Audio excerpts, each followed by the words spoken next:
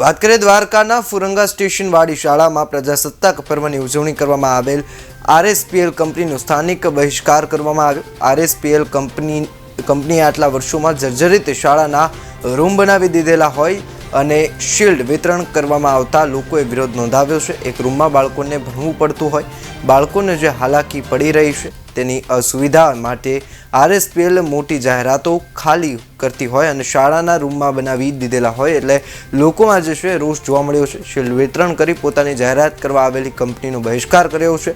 સ્થાનિકોને સમગ્ર ઘટનાનો વિડીયો જે છે સોશિયલ મીડિયામાં વાયરલ કર્યો છે।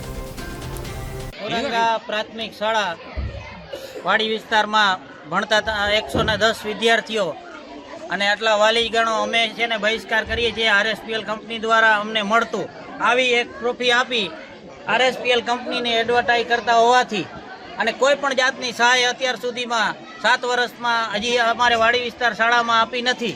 અમે આટલી બધી રિક્વેસ્ટો આટલી અરજીઓ કર્યા છતાં પણ અમારો કોઈ અહીંયા સાંભળ્યું નથી।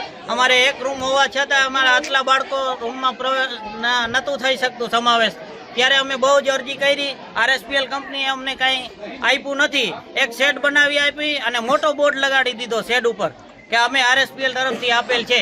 આવો અમને ઇનામ વિતરણ માટે આ અમારા બાળકોને શું કામ આવે અને શું પ્રોત્સાહન કરે કે આરએસપીએલમાં તમે મજૂરીએ જાઓ, એના માટે કર્યું છે, શું કરે છે? એટલે આનો અમે બહિષ્કાર કરીએ છીએ। અમારે વાડી શાળામાં અમારે કંઈ પણ જોતું નથી આરએસપીએલ તરફથી। અમે અમારા વાલીગણ છે, અમારા છોકરા કંપની નથી આવી ત્યારે ભણતા હતા અને હજી એ ભણશે। અમારે કાંઈ જરૂર છે નહીં। મહેરબાની કરી આરએસપીએલ કંપનીનો અમારે કાંઈ જોતું નથી।